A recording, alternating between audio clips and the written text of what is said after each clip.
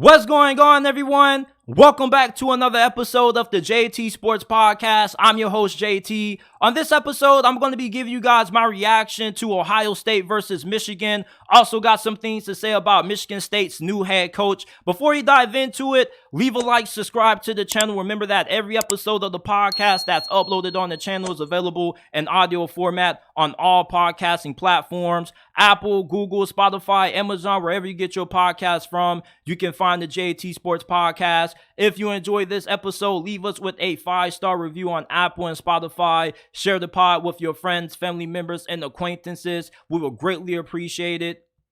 Michigan gets their third straight win over Ohio State. Say what you want to about Michigan getting caught cheating. This is an impressive win for them. They won their biggest game of the season against their arch rival without their head coach being on the sideline. And Sharon Moore, this dude is an incredible head coach. If I'm Texas A&M, this is the dude I'm hiring to replace Jimbo Fisher. Because not only did he do a good job at weathering the storm for Michigan, because with their off-the-field distractions, they easily could have been unfocused for this game. But instead of getting distracted due to their off-the-field issues, they were able to take that and use it as motivation, and they were able to rally behind that. And Sharon Moore, let's just be honest, he outcoached Ryan Day. Michigan looked like they played this game to win. Meanwhile, Ohio State looked like they were playing this game not to lose. Look at how aggressive Michigan was in their play calling. They went for it 3 times on 4th down and converted every single time. They were throwing everything at Ohio State. Trick plays. And, for a while, the reason why I wasn't high on Michigan is because I didn't feel they had any other ways to beat you other than running the football. Against Penn State, they ran that thing 30 times to end that game. We only saw J.J. McCarthy throw 8 passes in that game.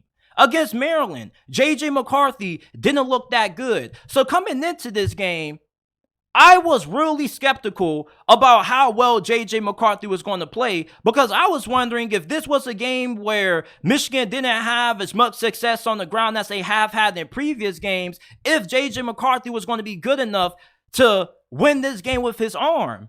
But to Michigan's credit, they were able to play a complimentary game on offense. They didn't overly rely on the run game. The passing game was really efficient. J.J. McCarthy went 16 of 20 for 148 passing yards, 1 touchdown, and he had no turnovers. Michigan showed in this game why they're one of the best teams in college football and why they have a great chance to win it all this year. Now, whether or not, if they're better than Georgia or not, that's a discussion for another day.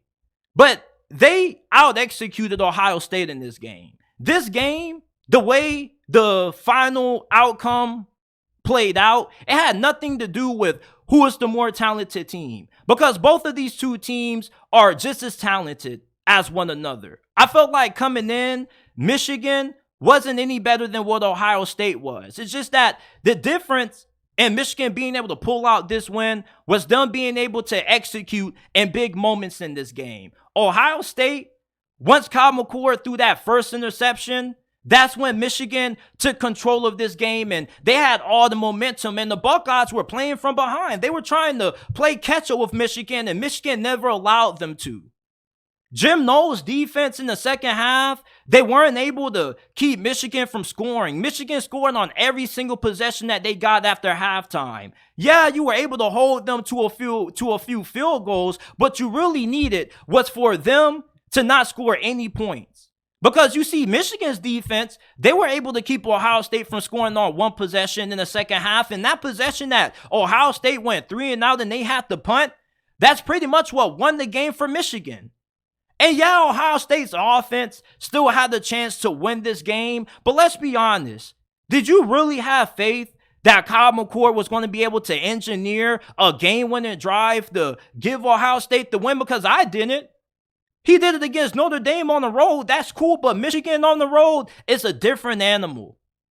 You see, Michigan, anytime they needed a big play to help them win this game, they got them. Meanwhile, Ohio State, you have the interception early by Kyle McCord. You got the missed field goal before halftime. And then you got the game-sealing interception. Those were 3 moments that Ohio State probably wishes they could redo over. Michigan threw everything at Ohio State. They laid everything on the table. And a game like this, with this big of stakes and having a potential trip to the Big Ten championship and the college football playoffs on the line, you got to do more if you're Ohio State. You got to throw caution to the wind. You got to roll the dice. You got to take some swings. Hell, you may miss, but you have to go out throwing everything out that you have on the table versus leaving a couple of leftovers. Michigan left nothing on the table. They said, if we're going to lose this game, we're going to lose giving it everything we got. And for Ryan Day, when you look at the implications on the Ohio State side of things, this is another embarrassing loss for Ryan Day. He now is 1-3 against Michigan. This was Ryan Day's best opportunity to beat Michigan because they didn't have Jim Harbaugh on the sideline. And with him going against the interim head coach in Sharon Moore that doesn't have anywhere close to the amount of experience that Ryan Day has, you would think that Ryan Day and this Ohio State staff will have the coaching advantage. But as a matter of fact, watching this game, they didn't have the advantage. They were at the disadvantage because Jim Knowles couldn't find a way to get a big stop to stop Michigan from scoring. And Ryan Day's offense, they scored a touchdown and they were able to keep going back and forth with Michigan. But the fact that that one drive in the second half resulted in them having to punt and they weren't able to keep up scoring with Michigan is ultimately what lost that game for them. And Ryan Day didn't have enough aggressiveness. And many people keep criticizing the culture in Ohio State's program. And look, I think Ohio State has a very good culture. It's just that their mentality doesn't equate to them being able to beat Michigan. You know what they say? Styles make fights. And Ohio State, they were a more grittier team than what they were last year. They seemed like they were able to match Michigan's physicality. But at the same time, Michigan, they're just resilient. This has been a resilient team all season long. When Jim Harbaugh got suspended, you probably could have threw in the towel and said that, you know what, our chances of winning a national championship are over. But no, this team continued to fight. They continued to overcome adversity. And like I said earlier, regardless of how you feel about them being cheaters, you can't put that on the players. They didn't do anything wrong. These players, they took this situation and what could have been a potential distraction and what could have been a reason for their national championship hopes to go off the rails. They used that and they rallied behind that and they used that as motivation to continue to win games, to continue to find ways to seek out victories. Their wins haven't been dominant by any stretch. This was a very close game. And Ohio State had the opportunity to win this thing, but they weren't able to execute.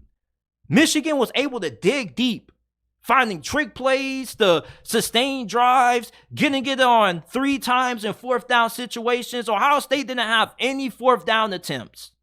Ohio State couldn't get that field goal. Ohio State just seemed like they didn't have that extra gear deep down that Michigan did. Both of these teams are insanely talented. These are 2 of the most talented teams in college football. But Michigan, they just were able to come through in big, crucial situations, big moments in this game. Meanwhile, Ohio State, they just came up small. And that's the difference. You see, anytime you lose the turnover battle in a game like this, it's going to hurt you. Ohio State, they didn't get good quarterback play out of Kyle McCord. He played good after that first interception. But I mean, when you really needed this dude to win you the football game, he wasn't able to come through. If this was CJ Stroud, this would have been an entirely different game. Maybe you win. But Kyle McCord isn't that great of a quarterback. You see, for Ohio State to win this game, they needed for the surrounding supporting cast around Kyle McCord to play phenomenal. And the defense played okay. But the defense couldn't get you any stops. They couldn't stop Michigan from scoring in the second half. And offensively, outside of Marvin Harrison Jr. and Travion Henderson having a good second half, you really needed Kyle McCord to make some big throws in the fourth quarter. You see, J.J. McCarthy was able to do that. Kyle McCord, he made a couple of big third down throws, but in the fourth quarter, when the game was on the line, last 2 minutes, you need him to score a touchdown to win you the game. You just knew he wasn't going to be able to get it done. Ryan Day, this is really disappointing because you had the opportunity to get a win against a team that didn't have their head coach. They were vulnerable. And instead of using that to your advantage, it proved to be a disadvantage and you got out coached. Sharon Moore, incredibly coached game by him. If I'm looking for a new head coach, this is the dude I want to be my next head coach for the foreseeable future. He had these boys ready to play. He had them focused. He was aggressive. And, Ryan Day could have been aggressive, but if they didn't work out, then it wouldn't have mattered. You see, you also have to be smart at picking and choosing certain spots, knowing when to punt, knowing when to go for it. Sharon Moore has great in-game awareness. He has great understanding of the dynamics of a game. He has a good grasp of when to take certain risk and when to go ahead and play things a little safe. But for the majority of this game, Michigan wasn't playing safe. They played this game like this potentially could have been their last football game ever played. Michigan beats Ohio State 30-24. Really disappointing loss for Ryan Day in Ohio State. Ryan Day isn't going to get fired. He's still a very good coach. He's one of the best coaches in college football. If you're going to fire Ryan Day, who are you going to replace him with? Who's good enough to continue to, at worst, have 1 or 2 losses every single season? Yes, the expectation is national championships every single season at a school like Ohio State. But it's a little bit unrealistic to think that you're just going to fire a guy like Ryan Day and that all of a sudden the next guy that you can hire can replace him. At worst, is only going to have 2 losses. You want to beat Michigan? I understand that.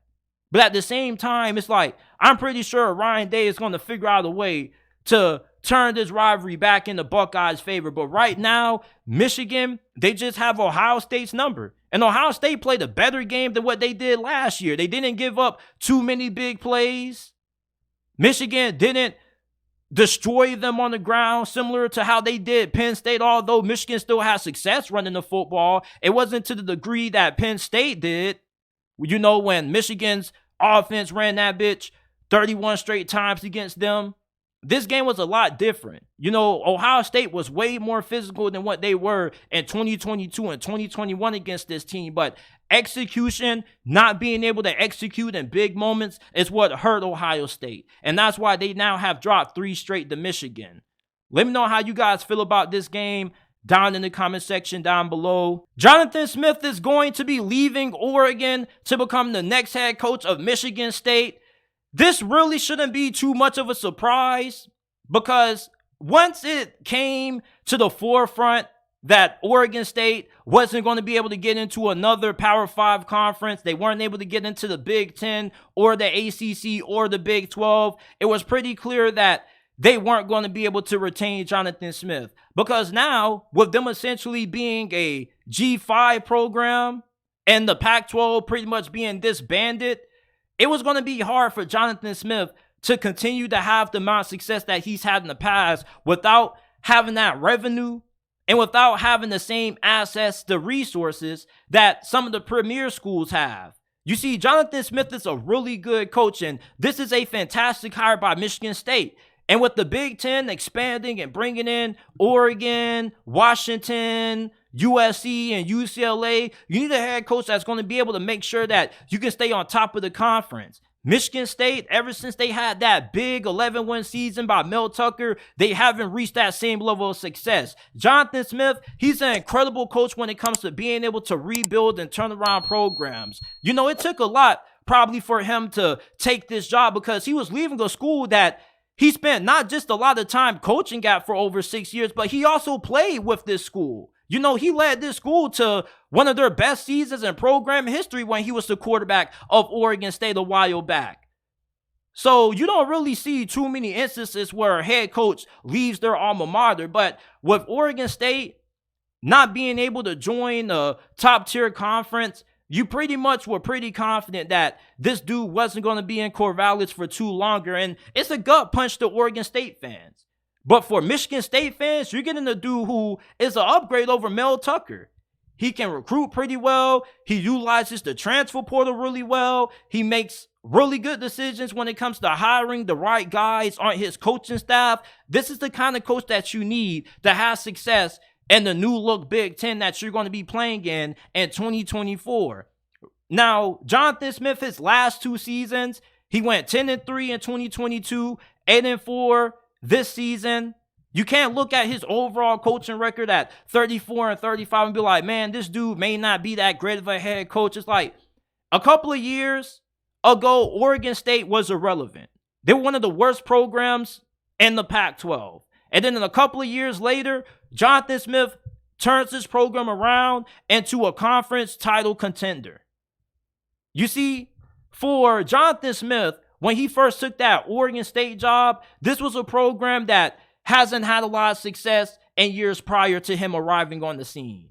And this was a program that it kind of looked like they was at a point of no return. And Jonathan Smith took that thing, rebuilt it back up. It took a while, but he had Oregon State considered to be a dark horse college football playoff contender before this season started. And at a school like Michigan State that has more resources, better facilities, and way more money, I don't see why Michigan State can't get back to the level that they were when they were making it to the college football playoffs years back. This is an incredible hire, and it's a hire that a lot of you guys, if you're a non-Michigan State fan, need to pay attention to. This is one of the better coaches in all of college football, really underrated. And at a school like Michigan State that most people consider to be a sleeping giant, where you have an alumni base that's more than willing to do whatever it takes to win. They're willing to give you all the money and resources you need to succeed. It also is a pretty good place to recruit at. He's going to have a lot easier time recruiting at Michigan State than what he would have recruiting at Oregon State, especially with them essentially getting demoted to being a G5 school.